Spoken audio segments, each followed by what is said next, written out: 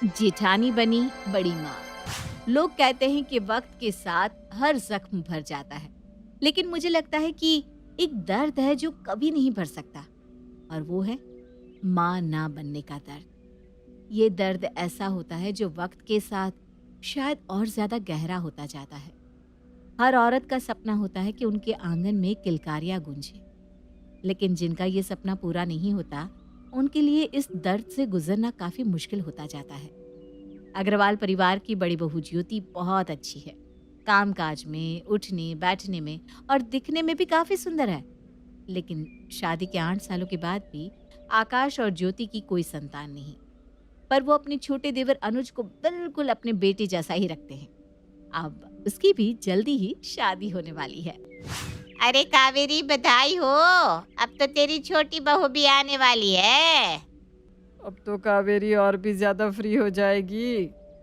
Free नहीं होती अगर पोते पोती होते, उसी में लगी रहती। लेकिन खैर, अब क्या कर सकते हैं। अरे ज्योति बहू, तूने किसी डॉक्टर को दिखाया या नहीं? जी बुआ जी, दिखाया है, दवाई चल रही है। हाँ, अब जो किस्मत पे होगा वही होगा। तू ना अपना दिल छोटा मत कर। अनुज भी तो तेरे बेटे जैसा ही है ना। अरे अब ये सब बातें छोड़ो और नई दुल्हन के आने की तैयारी करो। ज्योति बहू, जा तू भी तैयार हो जा। जी माँ जी। कावेरी के घर में नई बहू के आने की तैयारियां तो चल रही थी, पर उसी बीच हर किसी की नजर ज्योति की खाली गोद पर थी, जिस वजह से ज्योति को रिश्तेदारों के सवालों के जवाब देने पड़ रहे थे। क्या हुआ? फिर किसी ने कुछ कह दिया क्या? अब तो मुझे आदत ही हो गई है ऐसे सवालों की। आदत हो गई है, फिर भी तुम उदास क्यों लग रही हो? कभी कभी सोचती हूँ कि काश मेरी भी गोद भरी होती तो आज मुझसे यूं रिश्तेदार सवाल जवाब तो ना करते। हमारा बच्चा नहीं हो रहा, इसमें तुम्हारे अकेले की तो गलती नहीं है ज्योति। और हमारा पूरा परिवार जानता है कि तुम कितनी अच्छी हो। इसके लिए सबके बारे में मत सोचो। चलो, अब अनुज की बारात निकल रही है ना, चलो आ जाओ। जी चलिए। अनुज की शादी धूमधाम से संपन्न हो गई। सब लोगों ने बड़ी धूमधाम से नई दुल्हन का स्वागत भी किया। ज्योति भी काफी खुश थी कि उसकी देवरानी आ चुकी थी। वो उसे बिल्कुल अपनी बहन की तरह ट्रीट कर रही थी। अच्छा हुआ भाभी, आप मुझे कमरे में ले आई। मैं सच में ना बहुत ज्यादा थक गई थी। जानती हूँ, तुम्हारा चेहरा ही मुरझा गया था, इसीलिए मैं बहाने से तुम्हें तुम्हारे कमरे में ले आई। अब यहाँ थोड़ी देर आराम कर लो, तुम्हें अच्छा लगेगा। मुझे तो लग रहा था कि पता नहीं कि मेरी जिठानी कैसी होगी, लेकिन भाभी आप तो बहुत अच्छी हैं। अरे हम जिठानी देवरानी की तरह नहीं, बहनों की तरह रहेंगे, ठीक है? अब तुम आराम करो, मैं तुम्हारे लिए कुछ खाने को भेजती हूँ। जी ठीक है भाभी। ये लो, अनुज भी आ गया। अनुज, आयुषी का ख्याल रखना, वो बहुत थक गई है। मैं तुम दोनों के लिए कुछ खाने को भेजती हूँ। जी ठीक है भाभी। तुम्हारी भाभी सच में कितनी अच्छी है। वो तो मुझसे बहुत प्यार से पेश आ रही थी। वो मुझसे भी बहुत प्यार करती है, बिल्कुल अपने बेटे जैसा रखती है। लेकिन पता नहीं क्यों अच्छे लोगों के साथ ऐसा बुरा क्यों होता है। मतलब क्या कहना चाह रहे हो तुम? तुम्हें पता ही है, भैया और भाभी का कोई बच्चा नहीं है। भाभी का कोई बच्चा नहीं है, लेकिन उनमें इतनी ममता है, ये किसी को नहीं दिखता। अक्सर हमारे रिश्तेदार भाभी को सुनाते रहते हैं, उनसे सवाल करते रहते हैं, और मुझे ना ये बिल्कुल अच्छा नहीं लगता। समझ सकती हूँ, पर तुम चिंता मत करो, भाभी और मैं हमेशा अच्छे से रहेंगे, कभी लड़ेंगे नहीं। अच्छी बात है, मुझे पता है तुम समझदार हो। और देखना, भाभी भी तुम्हें कितना प्यार से रखती हैं। आयुषी एक समझदार लड़की थी। ज्योति के साथ उसका रिश्ता काफी प्यारा सा था और उनका वक्त अच्छे से कट जाता था। लेकिन पिछले 2 दिन से आयुषी की तबीयत कुछ खराब रहने लगी थी। आयुषी, क्या हुआ? आज भी उल्टी जैसा लग रहा है क्या? हाँ भाभी, समझ में नहीं आ रहा क्यों हो रहा है। शायद उस दिन मैंने गोलगप्पे कुछ ज्यादा खा लिए थे ना। हाँ, ऐसा ही हुआ होगा। तू ना ये चूरन खा ले, कुछ नहीं होगा। नहीं नहीं नहीं, आयुषी, हम डॉक्टर के पास चलते हैं। अरे भाभी, कुछ नहीं है। नहीं, मुझे कुछ और बात लग रही है, इसलिए हम अभी ही डॉक्टर के पास चलते हैं। ठीक है, चली जाओ दोनों, अगर ज्योति कह रही है तो। ज्योति आयुषी को डॉक्टर के पास ले जाती है, पर उन्हें आने में काफी समय हो जाता है। अरे माँ, ज्योति और आयुषी दिखाई नहीं दे रहे। अरे ज्योति आयुषी को डॉक्टर के पास ले गई है, उसकी तबीयत 2 दिन से ठीक नहीं थी ना। अरे पर अब तक तो उन्हें आ जाना चाहिए था। हाँ, वैसे उन्हें गए भी काफी देर हो गई है। हाँ, ये लो नाम लिया और आ गई दोनों। क्या हुआ? क्या कहा डॉक्टर ने? सब ठीक है ना? सब ठीक नहीं है। डॉक्टर ने कहा है कि अब हमें आयुषी का ज्यादा ध्यान रखना होगा। ज्यादा ध्यान क्यों?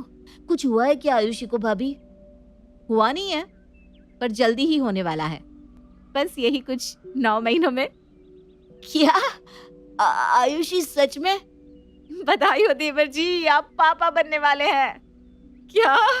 अरे वाह, मैं दादी बनने वाली हूँ। अरे कहीं खुशी से मर ना जाओ। यहाँ आ जा बहू, मैं तेरी नजर उतार लेती हूँ। बधाई हो अनुज, आज मैं बहुत खुश हूँ। थैंक यू भैया। ज्योति, तुम ठीक हो ना? हाँ, मैं ठीक हूँ। अनुज और आयुषी माता पिता बनने वाले हैं। इससे बड़ी खुशी और क्या हो सकती है?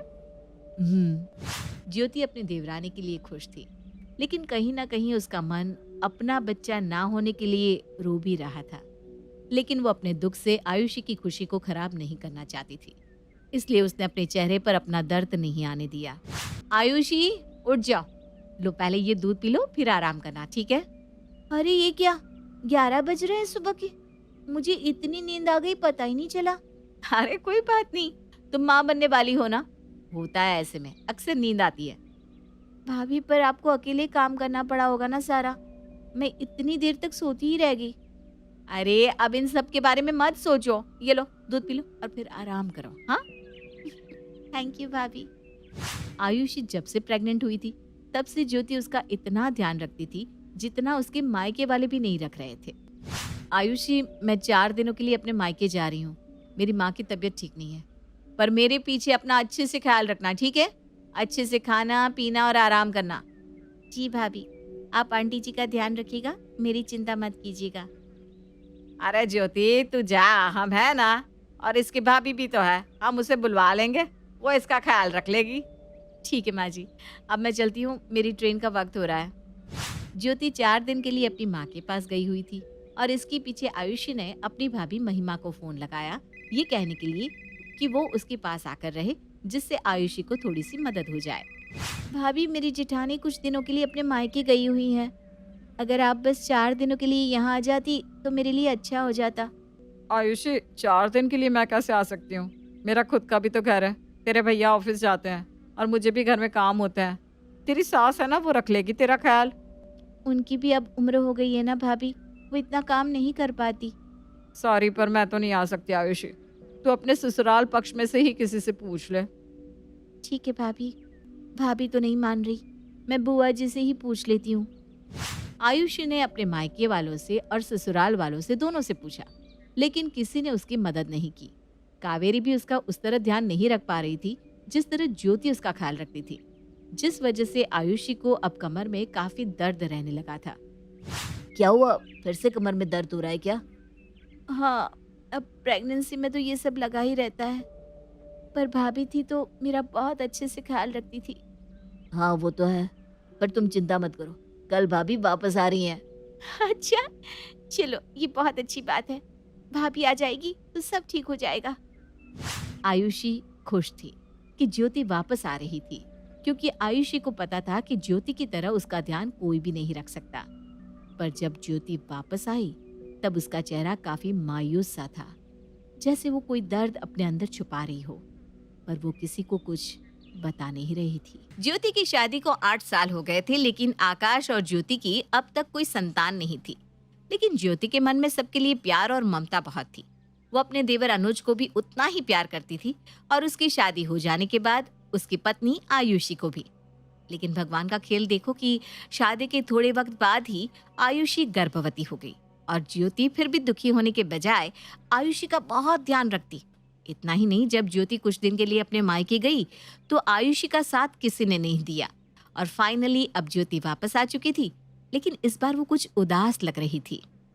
अच्छा हुआ भाभी आप आ गई, आपको पता नहीं मैंने कितना कितना मिस किया। मुझे भी तेरी बहुत याद आ रही थी। वो सब छोड़, ये बता कैसी है तू? अरे कुछ मत पूछ ज्योति बहू, तेरे जाने के बाद ना इसके मायके से कोई आया इसकी देखभाल को और ना हमारे रिश्तेदारों में से किसी ने इसकी खबर ली। अरे इसकी कमर में ना बहुत ज्यादा दर्द हो गया है, ना ठीक से उठ पा रही है ना बैठ पा रही है। कैसे? मैंने कहा था ना अपना ध्यान रखना। भाभी सच कहूँ तो आपके जैसा ध्यान मेरा और कोई नहीं रख सकता। आप आ गई है ना, मुझे बहुत अच्छा लग रहा है। हाँ ठीक है, अब ज्यादा से ज्यादा आराम करना तुम, ठीक है? और किसी भी चीज की जरूरत हो तो मुझसे कहना। हाँ मैं भी थक गई हूँ। अच्छा हुआ तुम आ गई ज्योति बहू। जी माँ जी, आप भी आराम कर लीजिए, मैं सबके लिए खाना बना देती हूँ। हाँ मैं तो जा ही रही हूँ अपने कमरे में। जी। भाभी एक बात पूछूं? हाँ पूछो। आप बहुत उदास लग रही है, वहाँ कुछ हुआ था क्या? अरे नहीं तो, ऐसी कोई बात नहीं है आयुषी, ये तो बस थकावट है और कुछ नहीं। आप सच कह रही हैं? क्योंकि आपका चेहरा तो कुछ और ही कह रहा है। अरे नहीं, कुछ नहीं है, तुम ज्यादा मत सोचो, मैं बिल्कुल ठीक हूँ। तुम ना अब अपने ऊपर ध्यान दो। हाँ ठीक है, आप कहती हैं तो मैं मान लेती हूँ। जाओ आराम करो, मैं अभी तुम्हारे लिए कुछ खाने को भिजवाती हूँ। ज्योति ने आयुषी से कह तो दिया, लेकिन उसके चेहरे की उदासी दिखाई पड़ रही थी। पर वो अपना दुख भूलकर आयुषी की देखभाल में लग गई। नहीं नहीं, मुझसे नहीं हो रहा। अरे कोशिश तो करो, अब यहाँ तो तुम्हें खुद ही जाना होगा ना। नहीं ना, मुझे कमर में बहुत दर्द हो रहा है सच में। अनुज क्या हुआ? अरे भाभी, आयुषी को बाथरूम जाना है, पर कह रही है कमर में दर्द है तो नहीं जाना। बहुत ज्यादा दर्द है क्या आयुषी? हाँ भाभी, बहुत दर्द हो रहा है सच में। कोई बात नहीं, चलो मैं चलती हूँ तुम्हारे साथ बाथरूम में, आओ। भाभी आप। अरे कोई बात नहीं, मैं तुम्हारी बड़ी बहन जैसी हूँ ना, चलो मैं ले चलती हूँ तुम्हें। थैंक यू भाभी। इस कमर दर्द के लिए मैं तुम्हारी मालिश कर देती हूँ। थोड़ी दिन मालिश करूंगी ना, पैरों की सूजन कमर दर्द दोनों चले जाएंगे। ठीक है भाभी। ज्योति आयुषी की दिन रात देखभाल करती थी, उसकी हर जरूरत का ख्याल रखती थी, उतना जितना शायद उसके खुद के मायके वाले भी नहीं रखते थे। हाँ आप कमर सीधी करो, हाँ बिल्कुल ऐसे। भाभी सच में मेरी कमर का दर्द तो अब ना के बराबर हो गया। मैंने कहा था ना ठीक हो जाएगा बिल्कुल। लाओ मैं तुम्हारे पैरों की मालिश भी कर देती हूँ। कितने सूज गए हैं पैर, देखो तो। नहीं नहीं नहीं भाभी, आप मुझसे बड़ी हैं, आप मेरे पैरों को मत छूइए। अरे तू माँ बनने वाली है, इस हालत में पैर सूज ही जाते हैं। मैं मालिश कर दूंगी तो अच्छा लगेगा, ला शर्मा मत। आओ देखो दोनों यहाँ बैठी हैं। अच्छा कैसी हो ज्योति बहू और आयुषी बहू? हम तो ठीक है आंटी जी, बस आयुषी के पैरों में सूजन आ गई थी ना, तो मैं मालिश कर रही थी। अच्छा है, तुझे पता है कहते हैं गर्भवती महिला की सेवा करने से पुण्य प्राप्त होता है। शायद तू इसकी सेवा कर ले तो तेरे भी भाग खुल जाए। अब इतने साल हो गए, अब तो मुश्किल लग रहा है, पर शायद भगवान तेरी सेवा देखकर प्रार्थना सुन ले। जी आंटी जी। अरे तू भी क्या दूसरी बातों में लग गई, जो करने आई थी वो करना। अरे हाँ आयुषी बहू, मैं ना तुझे आशीर्वाद देने आई थी।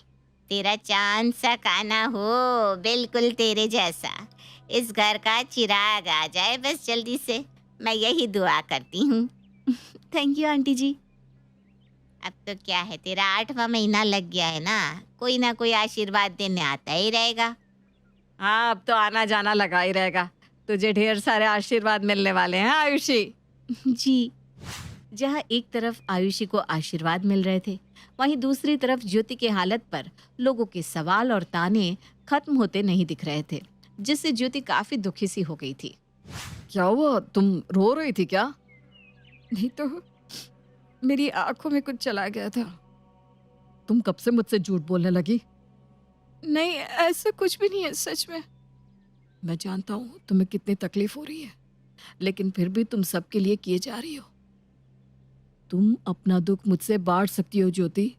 थक गई हूँ आकाश, पता नहीं अब मैं और कितना कर पाऊंगी।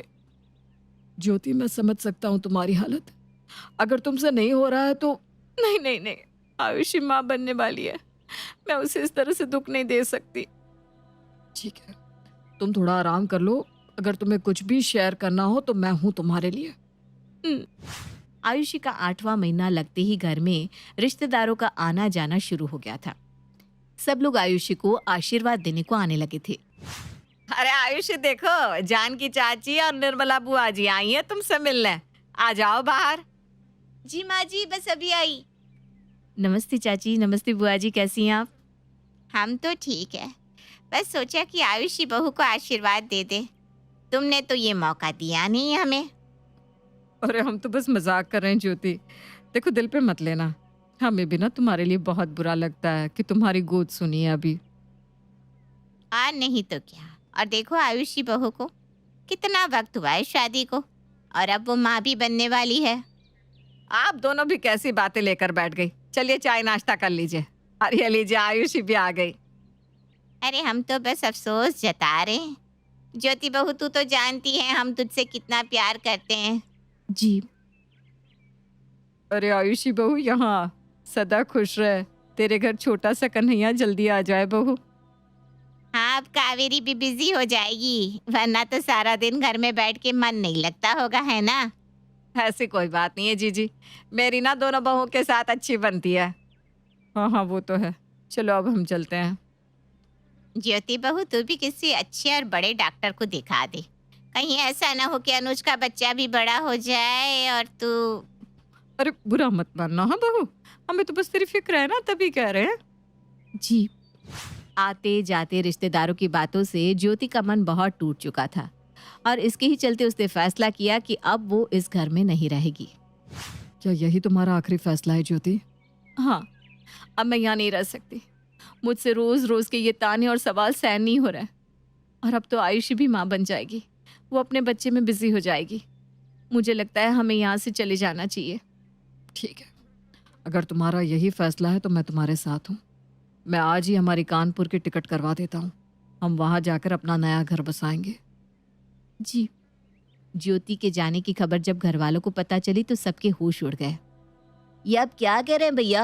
आप हमें ऐसे छोड़कर कैसे जा सकते हैं? वहाँ कानपुर में ना मुझे बहुत अच्छा व्यापार का मौका मिल रहा है, इसलिए हम जा रहे हैं।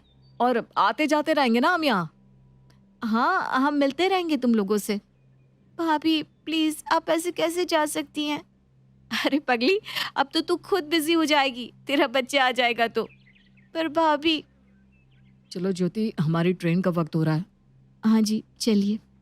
आप सब अपना ध्यान रखिएगा। हाँ। ज्योति के जाने से घर की रौनक ही जैसे चली गई। सब कुछ सूना सूना सा हो गया। उधर ज्योति भी घर वालों को बहुत मिस कर रही थी। आकाश और ज्योति ट्रेन में बैठे ही थे कि अचानक अनुज का फोन आता है कि जल्दी से अस्पताल पहुंचे। क्या हुआ माँ जी? आयुषी ठीक तो है? हाँ हाँ बिल्कुल ठीक है। और बधाई हो, हमारे घर नन्हा सा काना आया है। क्या? आपको भी बधाई हो माँ जी। आप ही ज्योति हैं क्या? जी, मैं ही ज्योति हूँ। ये लीजिए आपका बच्चा। अरे नहीं नहीं, ये मेरा बच्चा नहीं है, ये तो वो आयुषी का बच्चा है। अरे पर वो तो ले ही नहीं रही, कह रही है कि मेरे बच्चे की बड़ी माँ यही है, पहले वो लेंगी, मैं नहीं। क्या? मैं बड़ी माँ? आजा ज्योति बहू, अंदर आजा। आयुषी, ये तुम? भाभी, आप ही इसकी असली बड़ी माँ है। आप ही को तो पालना है इसे। सबसे पहला हक आपका है इस बच्चे पर। आपने जितना मेरा ख्याल रखा है उतना तो मेरे मायके वालों ने भी नहीं रखा। कोई चाहे कुछ भी कहे, लेकिन इस बच्चे की बड़ी माँ आप ही हैं। मेरा बच्चा।